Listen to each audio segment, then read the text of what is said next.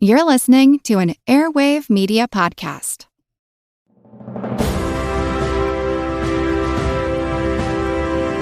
Hold your ears, folks.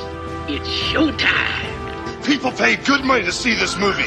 When they go out to a theater, they want cold sodas, hot popcorn, and no monsters in the projection booth. Everyone pretend podcasting isn't boring. Turn it off.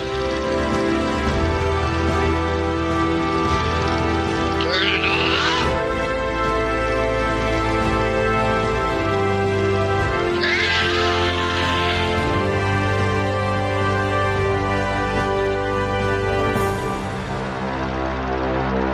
Hey folks, welcome to a special episode of The Projection Booth. I'm your host, Mike White. On this episode, I am talking to Grady, Hendrix, and Chris Poggiali about their book, These Fists Break Bricks, How Kung Fu Movies Swept America and Changed the World. It is available from Mondo Books, and I really can't recommend it enough. Check out the interview and be sure to pick up a copy at your local bookstore today. Chris, I want to start with you. You and I have known each other for years, and I'm trying to remember, how did we know each other? How did we get acquainted? I wrote to you when you were doing Cashiers de Cinemart and asked if we were taking submissions, and you were. So I sent in one article, and I think we traded. We didn't trade zines because I wasn't doing a zine at the time. I think I subscribed at one point, and I also, like, beyond the one article that I submitted. And then I contributed to I think you had a Kickstarter when you did the Impossible Funky book. Right. Yeah. Yeah. We talked at one point because you were doing an article on Fangoria. And so we talked on the phone about that because I had written for Fangoria right before they stopped paying people. Right. I think I got like the last check. The last check they cut. Did it have bloody fingerprints on it? Like, no, you can't take this from me. Well, what happened was they got me in trouble with the IRS like a year or two after I got that check. Like on 4th of July weekend, got home at like 5 o'clock, checked my mail, and there was this letter from the IRS. Hey, you owe us $14,000. I was like, what? That almost ruined. Yeah. We talked about that. It was a few years ago. Oh my God. And then you and I met at a screening of Black Shampoo, if memory serves. Oh, actually, I was supposed to go to that and I couldn't, but I think a couple of my friends were there, and I think maybe you met up with them afterwards. Okay. Maybe I talked to you on the phone. I called them because I couldn't make it that night, I think is what happened. That's right. Was that the Brooklyn screening? I think so, yeah. Hey. Yeah, it was like at the Nighthawk, maybe. Yeah, I can remember Aaron Hillis's theater, whatever that was. Oh. They had the something like that. Yeah, I remember it was the popcorn with all of the different types of like duck fat and all of these different things. What we remember. I think that was the Nighthawk, actually. Okay. Because I think the big gimmick when they opened was like duck fat popcorn. Yeah. Well, you're a better man than I for remembering the name of it. Grady, you've been around for years. I've picked up so many of your books over the years. So curious, how did you two meet? Was it through Gingold? Or Mark Walpo, maybe? Yeah. Remember, we sat next to each other at one of the Philadelphia shows. That's right. One of the 24 fests. I think it was the X Fest, and they were showing Man from Hong Kong and No Mercy Man and Fear is the Key, I think. So we talked between the movies, compared notes on the films, and then one of your Subway Cinema screenings, I think it was Naked Killer, where you did your own. Oh, that was Angel Terminator. Yeah. It was. Yeah. So I was there for that. I sat next to you and watched doing the subtitling, and you were having so much fun. It was fun, but it was so sophisticated. I'm down in the audience with a laptop. You were live subtitling? Yeah, because the movie's great. Angel Terminators is such a good movie, but the Chinese subtitles and then Korean subtitles, I think, on the side. And so a lot of subtitles, but nothing in English. So we did yellow ones, like yellow English ones across the bottom over the Chinese ones.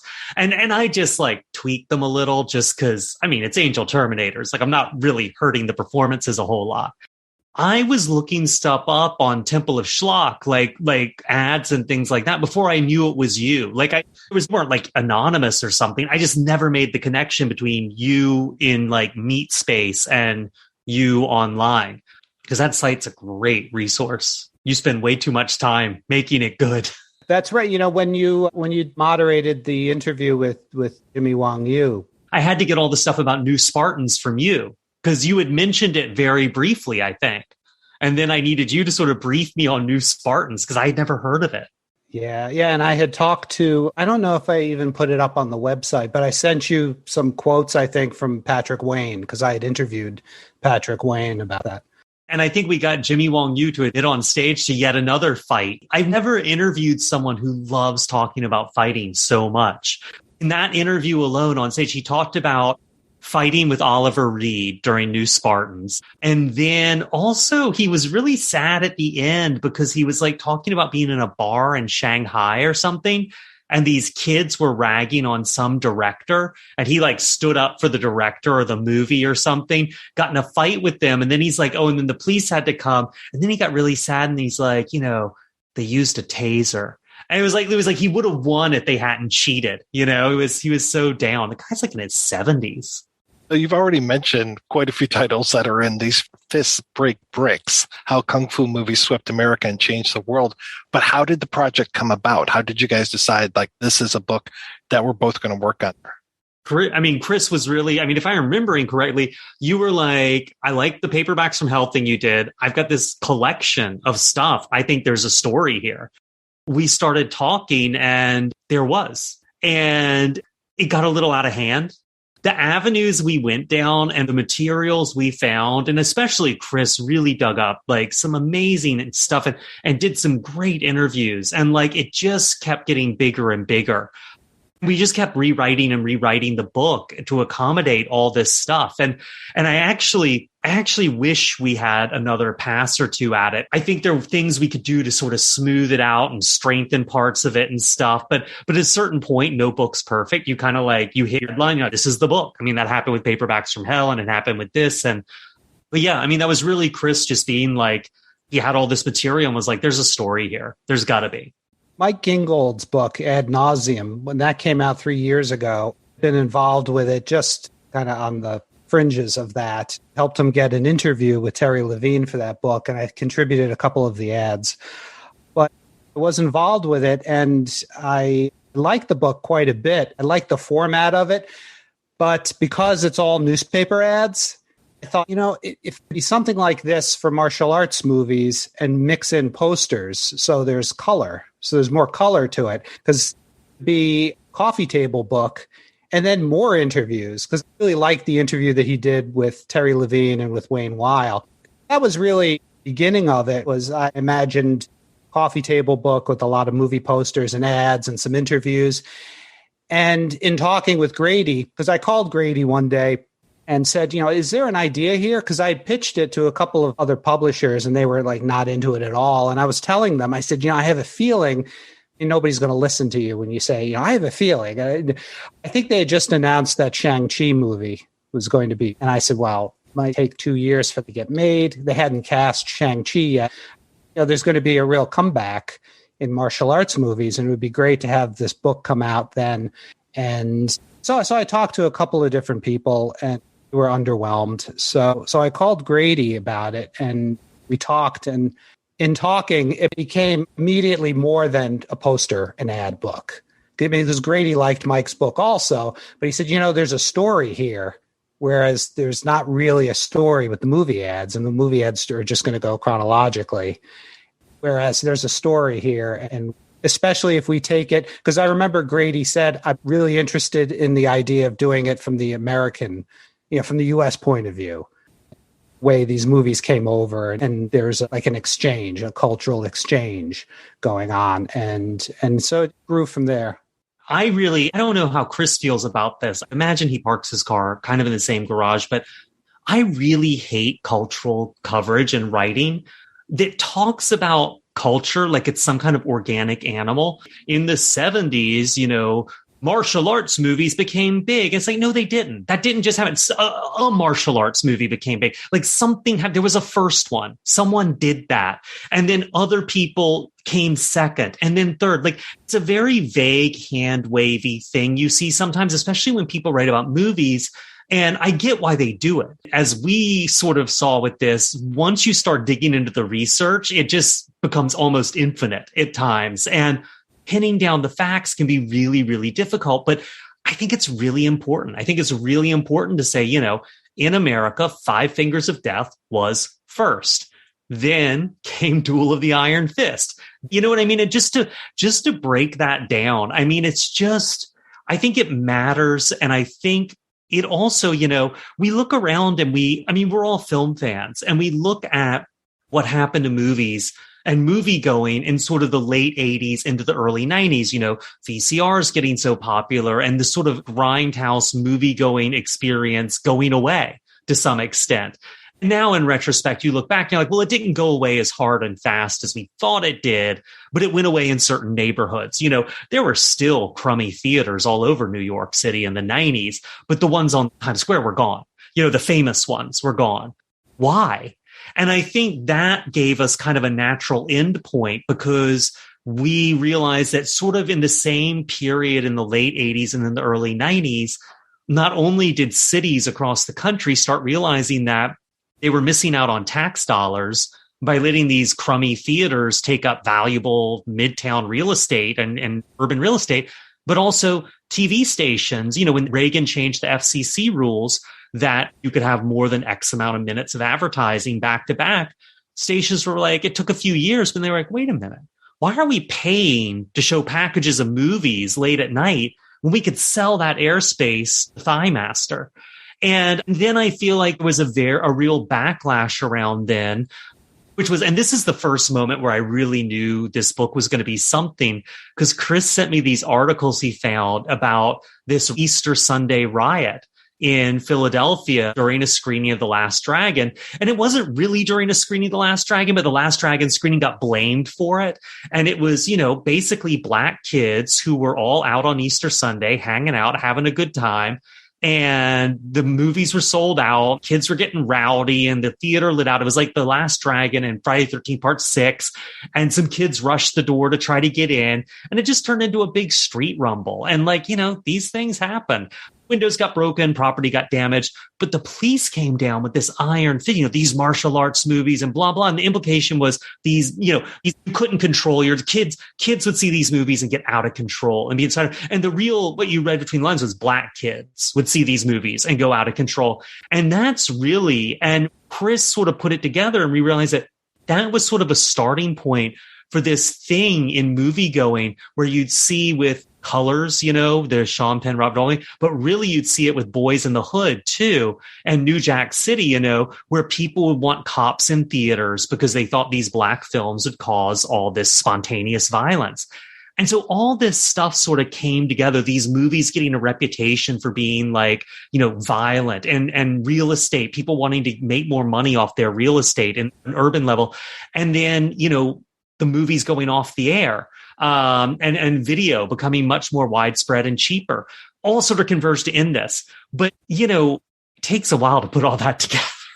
Well, that was one thing that I really appreciated about the book, was the whole idea, this confluence of Asian culture and African American culture. And I just really appreciated how you told that story and how there were certain martial artists who just fit into that so well, like Jim Kelly, Ron Van Cleef. These guys were just it is such an important cultural touchstone to be able to tell this story of how these films helped inform African American culture in the United States. And there's a bigger, better story there too. I mean, I feel like we touched on it and talked about it, but I feel like someone could write a whole book just focusing on that. There was a huge crossover between hip hop and b-boying and martial arts. One thing that we looked for and that I spent a while looking for is one of the b-boy crews had a flyer early on for one of their early performances. There was b-boying, a combination of dance, hip hop, graffiti, and martial arts. want to find that. It was at a Queen's library. I just couldn't dig it up anywhere. I emailed people who might have had it and just, nope, it was a dead end. But someone with more time and resources probably could. But there was this big influence there. I mean, back and forth. These movies almost, Chris, really from 73, end of 73, beginning of 74, distributors realized that these movies played gangbusters in Black and Latin communities, almost more than anywhere else. And then slowly that came sort of like, in the distributor's eyes, that kind of ghettoized them. These movies were, played these theaters, so therefore, they probably weren't good movies. Many of them weren't. It was within 6 months of the release of Five Fingers of Death where distributors realized that a lot of the people who were going to see the martial arts movies were African American and Hispanic. And they started gearing the advertising toward that audience by using African American actors and personalities to advertise the movies. Really beginning with Adolph Caesar doing the Deadly China Doll trailer for MGM. He had been doing like the blaxploitation movie trailer voiceovers and radio spots for American International. And they got him to do Deadly China Doll. And then from there, he did a lot of the martial arts trailers for Aquarius and 21st Century and Transcontinental and other companies. And another actor from New York, African-American, an actor named Al Than, he advertised himself as the best black voice in New York. And he did a lot of radio and some TV commercials, but he was mostly a radio personality of commercials. Like he was the official voice of X-Lax on the radio, and did a lot of movie appearances. Anybody who's seen The French Connection, they'll remember the scene where Hackman and Roy Scheider go into the bar and roust all the people in the bar in Harlem. And Al Than is the actor that Hackman drags into the bathroom, and it turns out he's an informant. And so he gives, the information, what little he has to Hackman. So that's Al Than. He did the trailers for Queen Boxer and The Tong Father. And Jerry Bledsoe was another African-American personality in New York. He was a DJ for WWRL, which was a soul radio station in New York for a long time. He was there over 10 years. He was also known as Jerry B. He was the announcer for the PBS series Soul, which was hosted by Ellis Hazlip. And there was a documentary recently in the last year or two, Mr. Soul, which was about Hazlip and that TV series. And so Jerry Bledsoe was the voice of that show, as well as he hosted a TV show on WPIX Channel 11 called Soul Alive, which was like Channel 11 Soul Train or Solid Gold. And so he had this background, and he was very familiar to audiences and listeners in New York. And he did a number of the trailers for Seraphim Caralexis, beginning with Karate Killer. He did the Black Dragon trailer, Eagle's Shadow. He also did narration for some of Seraphim's movies, like he does the opening narration for Death Promise and also Eagle's Shadow, and he did all the narration for the documentary The Super Weapon. Not to get too granular, but I'm very curious as far as, you have, both of you guys are known for your research, and I'm very curious as far as how you divvied up the work, as far as who did what, how you put all this stuff together. Chris did a huge amount of digging, like so many of the deep dives and a lot of the interviews. I had done a lot of interviews and sort of helped round them up for this documentary I did with Netflix called Iron Fist and Kung Fu Kicks. So I brought that stuff in. A lot of, I don't know, Chris, how did it split up to you? Because I felt like you were bringing a lot of stuff in. Well, I had a lot of articles and reviews and things that I had found over the years already. And then once I decided that I wanted to do a book eventually, I started gathering more information. I had a lot of magazines, like whenever I would find like martial arts movie magazines. I mean, I had some from 40 years ago, bought when they first came out. But then there were ones that I got back issues of, like Fighting Stars and Inside Kung Fu. So I had a lot of the stacks of these martial arts magazines from the 70s and 80s. And that I scanned. So I would go through and scan those, and newspaper articles and things from Variety and Box Office and Hollywood Reporter that I'd clipped. And so I was always looking for things related to martial arts, martial artists, especially ones that made movies or television appearances, and also movie theaters. I have a lot of research movie theaters around the country, like the Colonial Theater in Hartford, Connecticut, which was a kung fu theater for years. So I had an article about that, and theater in Atlanta called the Rialto. And yeah, so I just had a lot of research. There were some articles that Grady would send me a citation for, and he'd say, "Can you find this?" Like the one on Jason Lau, with his neighborhood newspaper, I think.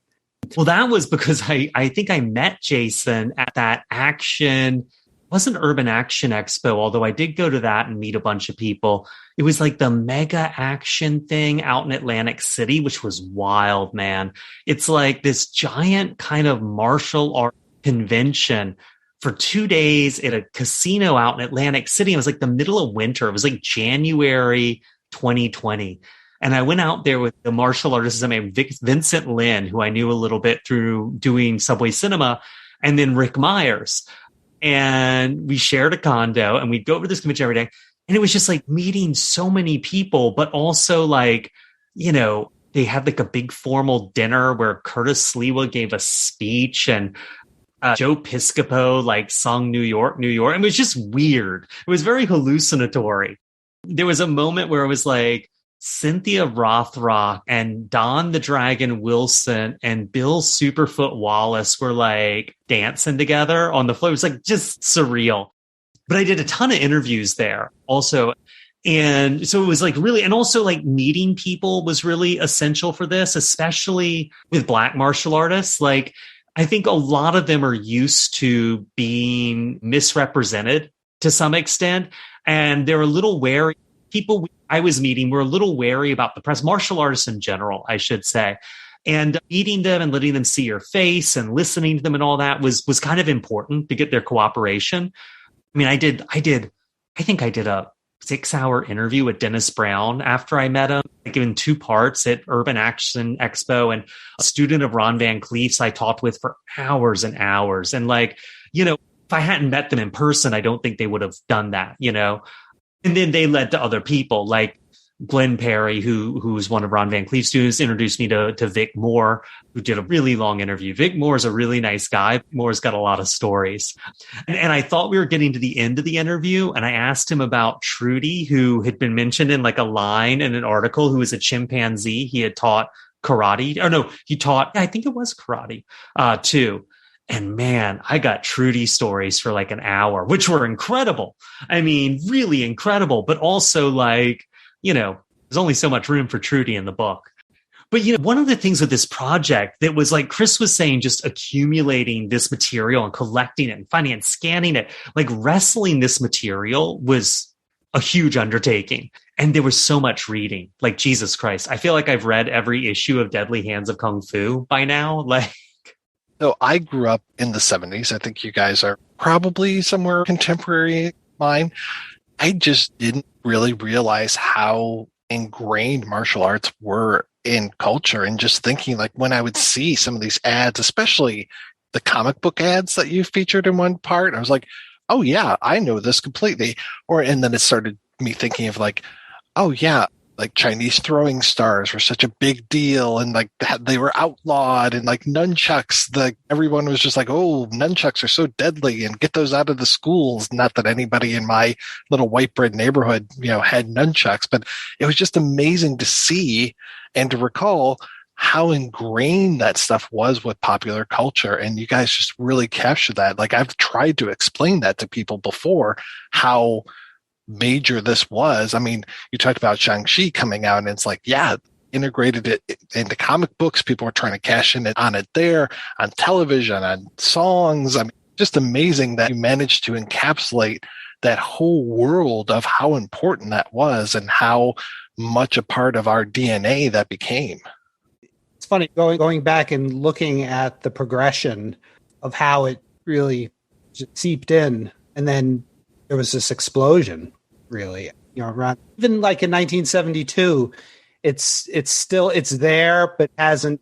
Kung Fu is on the air, and then just took a couple of months more, and yeah, it was everywhere. And you can go backwards. You can take somebody like Yun Wu Ping and go backwards to Shaw Brothers, and or pretty much anybody. You go back to like 1965, 66, Shaw Brothers, and Jackie Chan came out of Golden Harvest and Seasonal. Both of those companies were started by people who left Shaw Brothers, and goes back to Shaw Brothers, and then before that, it's Japanese cinema and spaghetti westerns. You start to see really kind of comes together in martial arts now.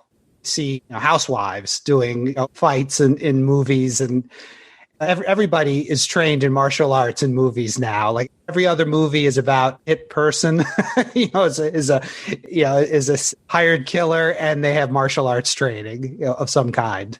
Yeah, and a lot of it came out of the military as well.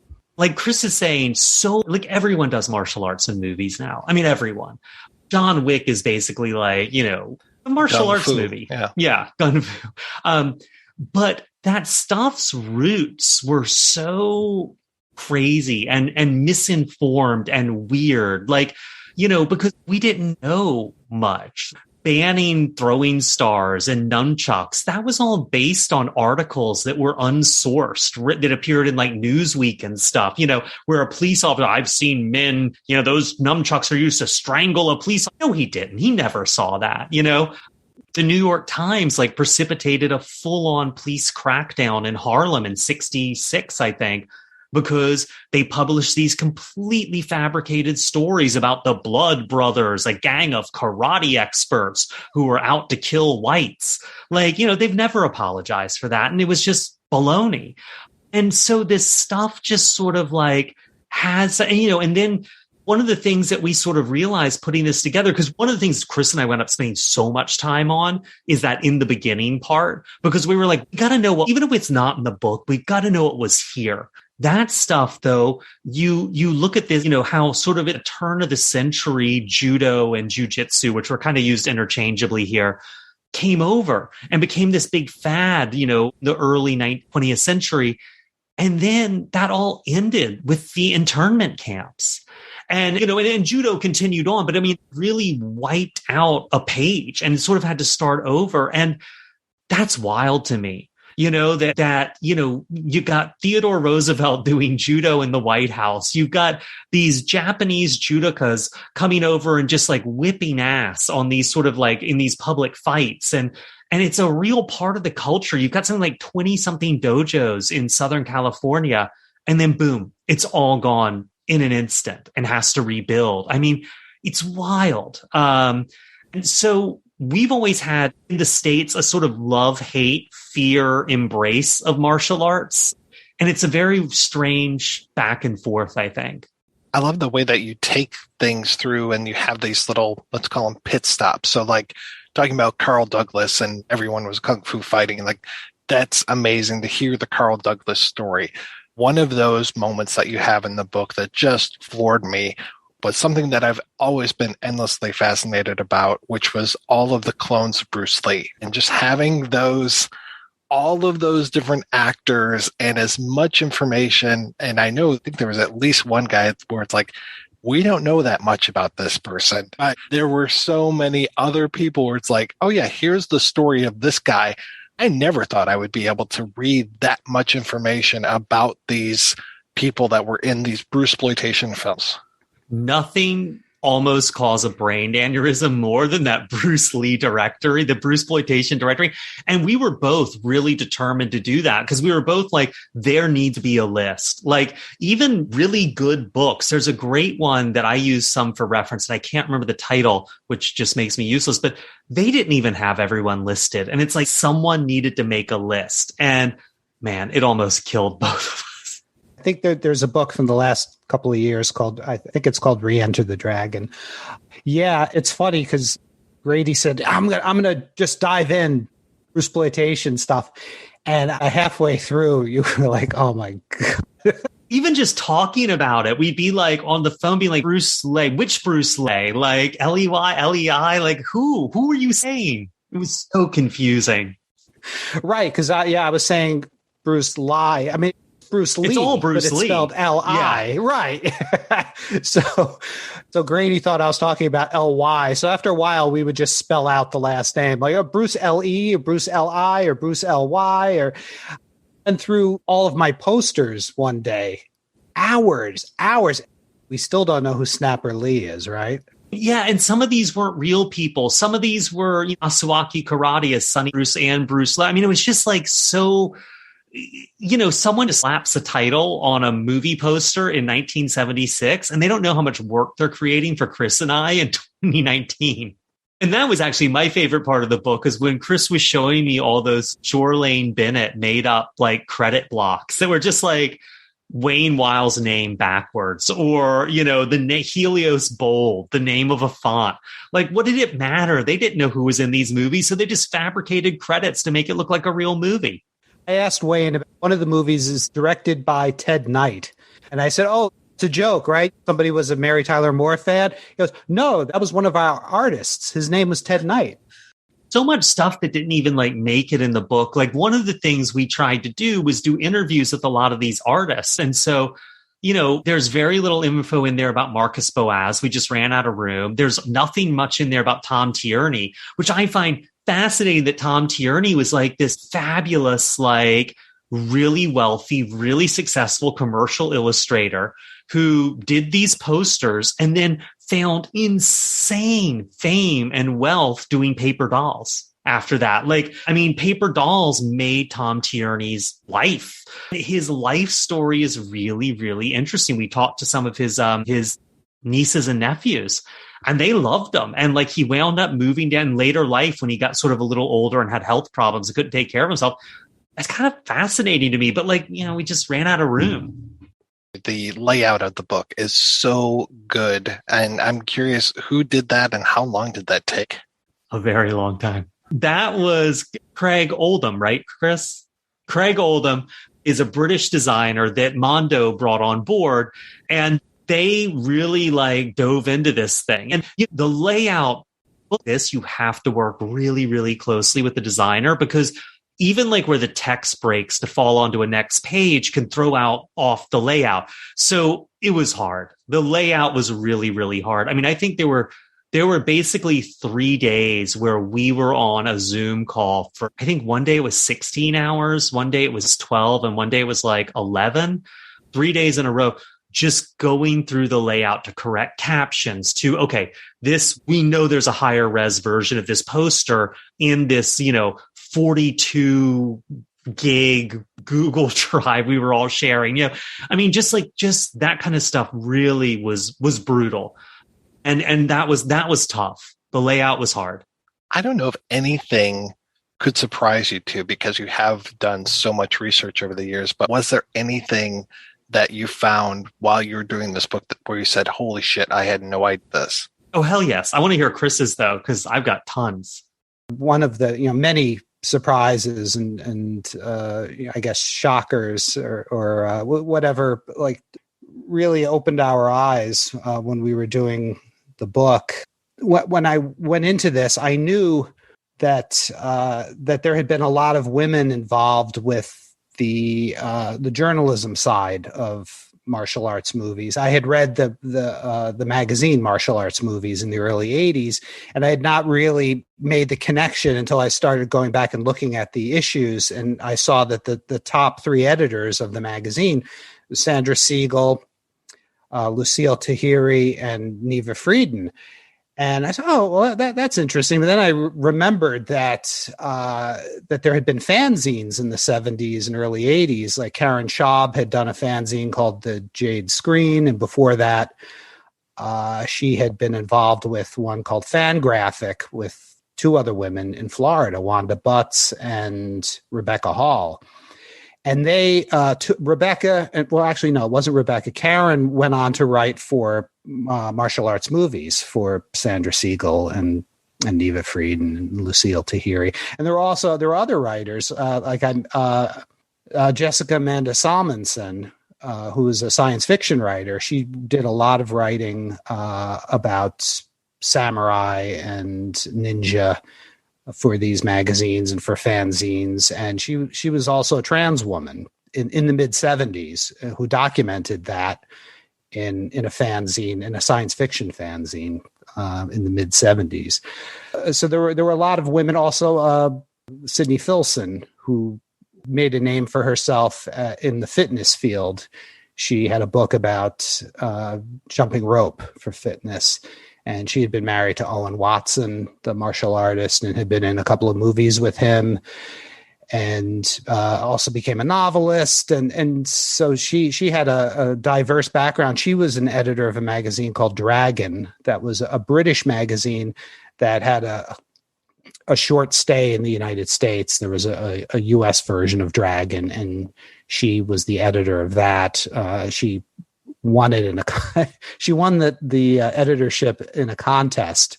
She didn't even know she had entered. Her husband, Owen Watson, entered her in the contest, and she said, "Okay, great. I mean, I have a journalism background. I'm a writer.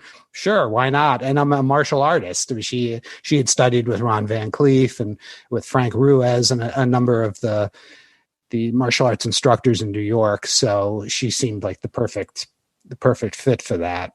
I went into this book knowing a lot of this, but I wanted to reach out to these women and interview them about their work in the martial arts field and in the journalism side of it. And so I tracked down Sandra Siegel, and I found out that she's now Judge Sandra Ikuda of the 9th District Circuit Court of Appeals.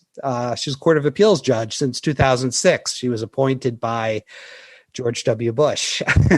and so I did get in touch with her and interviewed her, and she was really great. And also her husband, I interviewed them both. Her husband, Ed Ikuda, was the photographer for martial arts magazines throughout the 70s and 80s. Beginning with Black Belt. He started off as the photographer for Black Belt magazine, and he went on to Fighting Stars, Inside Karate, Official Karate. I mean, he photographed everybody for all the major magazines. And I mean, he by everybody, I mean, he photographed Bruce Lee and Kareem Abdul-Jabbar, Sugarfoot Wallace, Jim Kelly. Anytime they at Fighting Stars, they were interviewing a celebrity who knew martial arts, they would send Ed. So he photographed William Shatner, Roger Moore. Yeah, he was all over, and so he was great to talk to also. So I interviewed them for about an hour or so, about a year and a half ago, and so that was great. Just like looking around for her, and then wait a minute, she's a judge now. so I sent a letter to the courthouse, and a week or two later, got an email. Well, one of the things is Sydney Filson and Neva Frieden, and even like Marcia Silent and Joan DeAnda. I wish we'd had more room to talk more about them, because they were sort of not main figures in this fascinating study and locker room time with talking about martial arts. There was so much of this that really blew my mind. The two things that really blew my mind is we got this writer, Dan Kelly, who'd written an article about Count Dante, John Keane. And also he wrote the comic book ad thing. He'd written that and we adapted it for this. And I had this idea that we really do more of that with other writers. And it just wound up it was so hard to coordinate. And his stuff was great. We nailed it down. But Count Dante is an incredible human being. I mean, he's really fascinating.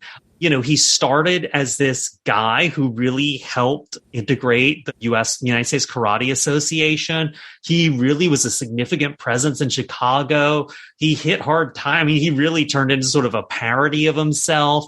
He had this whole, he was questioned for armored car robbery. He went on trial for, being a party to a murder and a dojo fight. And this whole thing. And I remember getting the end of Dan's article and, Dante died, probably some kind of like heptic ulcer, something wild. And it's like, he was 36. And I was just like, what? Wow. Jesus Christ. But the thing that got me really got me was I managed to interview Charles Bonnet for that Iron Fist and Kung Fu Kicks documentary. And we never were able to set up interview with him for the documentary. So I interviewed him more for the book because he was living in New Mexico at the time. And Charles had run the South Bronx Budokai, which was sort of a notoriously rough dojo in New York. And then he was in Super Weapons. He was in the Black Dragon Returns and Death Promise. And, Death Promise is such a kooky, ridiculous movie. But talking to Charles, and he gave so much time and was such a great guy. And I interviewed him a few times over the phone. And when he was a kid, the neighborhood he lived in was San Juan Hill, which his family was evicted from when that was turned into Lincoln Center. And, and you can see the rubble in the background of West Side Story of San Juan Hill. So he's totally displaced. And then he goes off and does the Bronx Budokai and winds up losing his dojo and having, he was displaced again.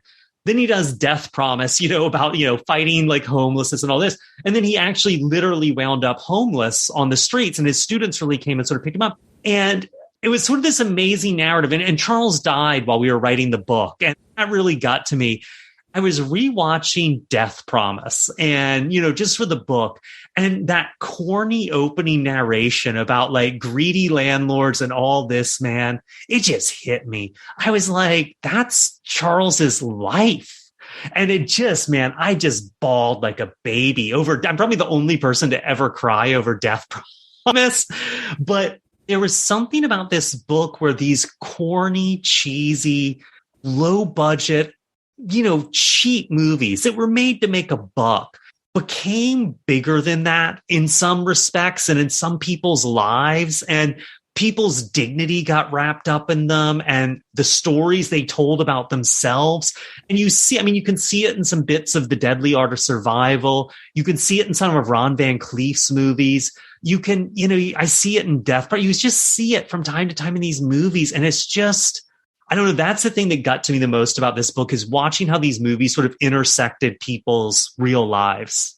Yeah, there's so many different, a musical composition, so many different movements, the films that come over initially, the cheaper versions, the low budget knockoffs that we start to make, the way that things shift into the canon films, and it's just amazing how it moved from time to time to time, and that you were able to document all of this. It's such a valuable resource.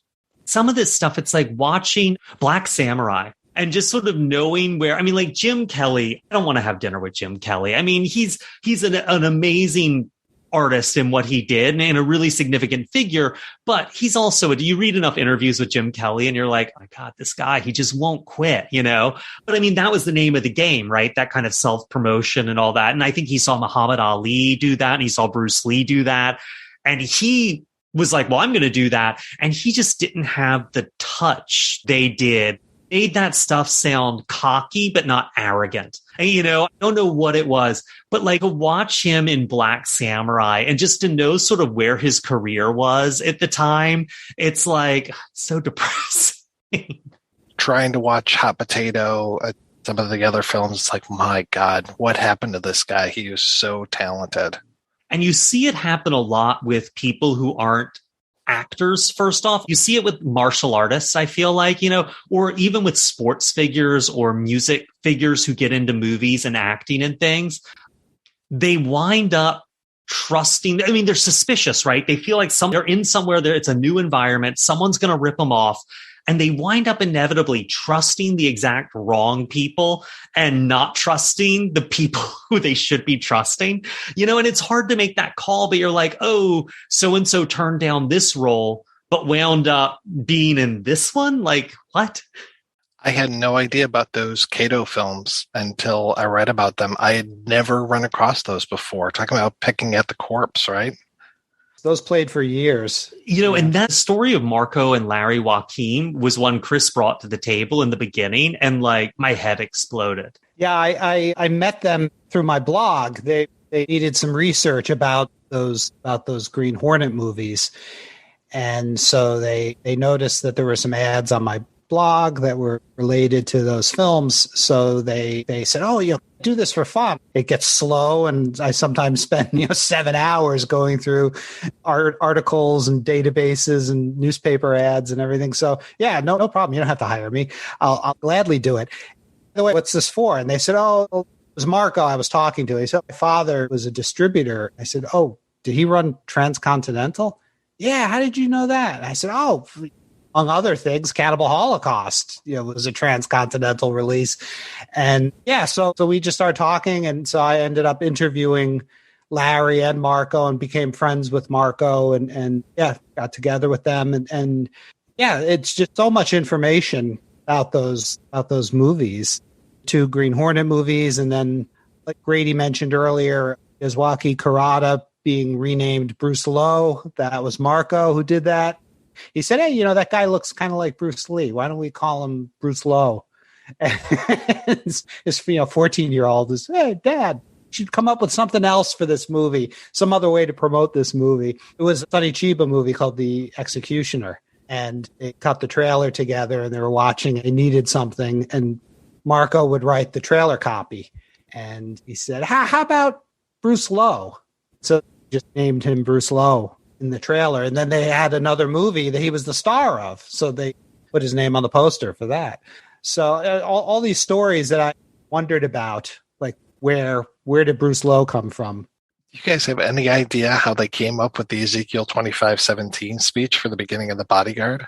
That was Simon Nocturne who did that additional footage for The Bodyguard.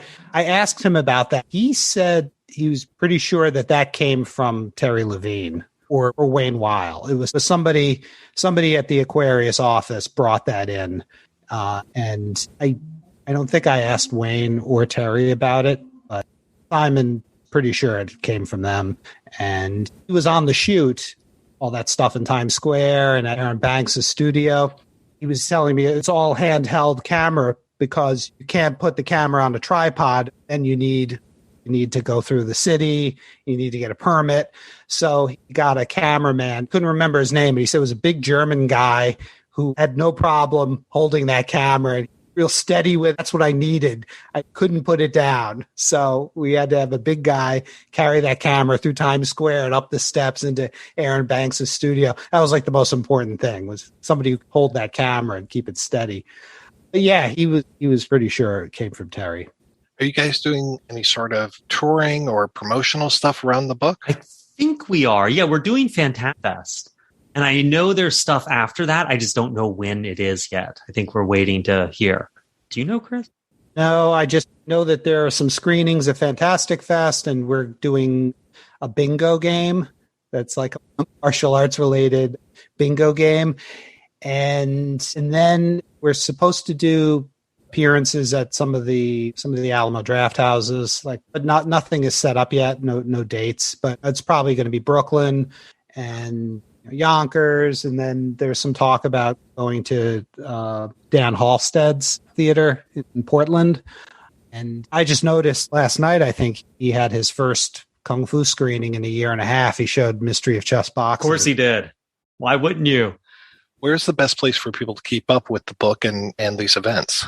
Well, Grady has a Twitter account and I have a Facebook account. Yeah, and Chris's Facebook account's been the active in terms of keeping track of the book. I've been posting different facts and birthdays and death dates and so on.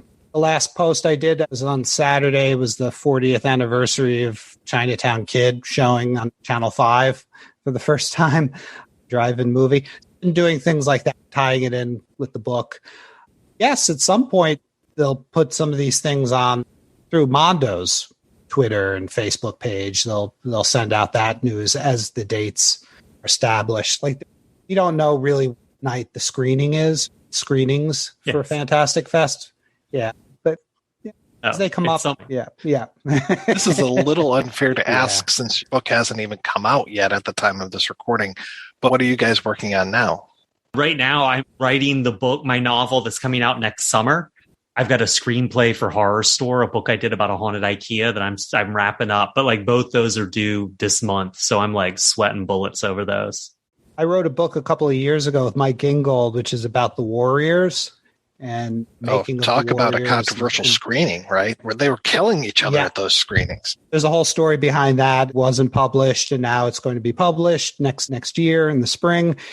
So we got it back from the original publisher. We found another publisher. So we're doing some rewriting on that and adding some additional information. And then book on Race with the Devil, the making of Race with the Devil. So finishing that.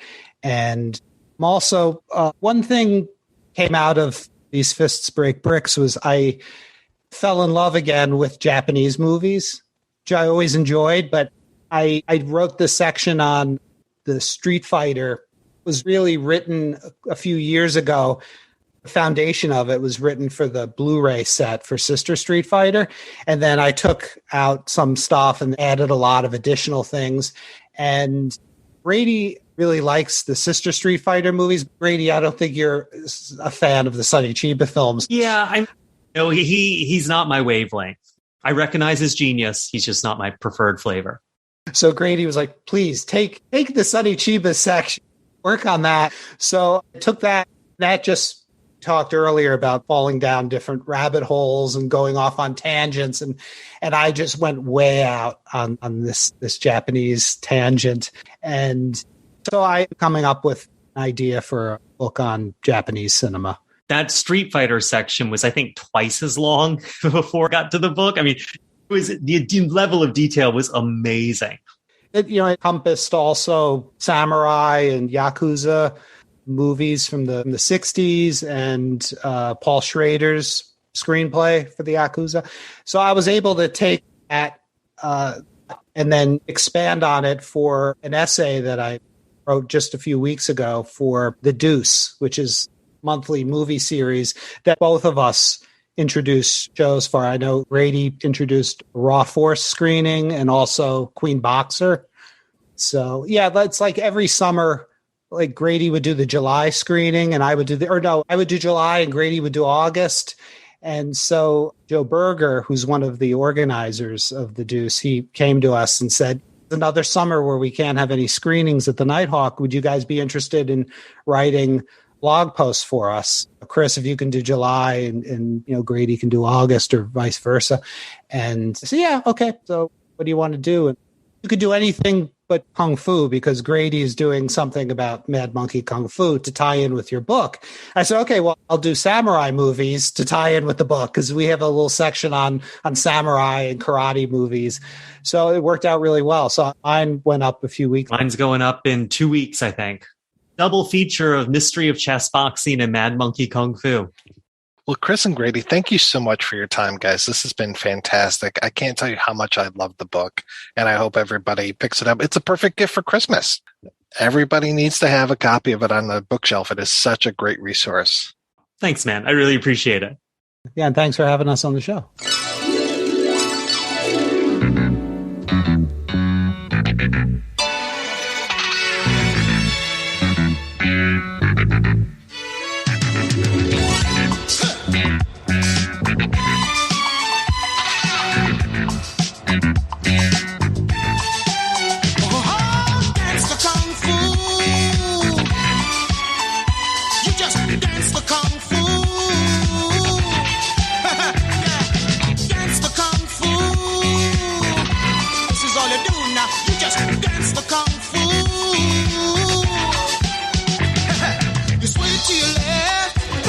Then it's swing to your right. This new dance, people, is pure dynamite. Every step is forward. poetry in motion. Let the rhythm take your devotion. So when you feel like you wanna fight, people listen to me or don't get uptight. This is all you do. Oh, dance the kung fu. I tell you what to do, dance the kung fu. Y'all, dance the kung fu.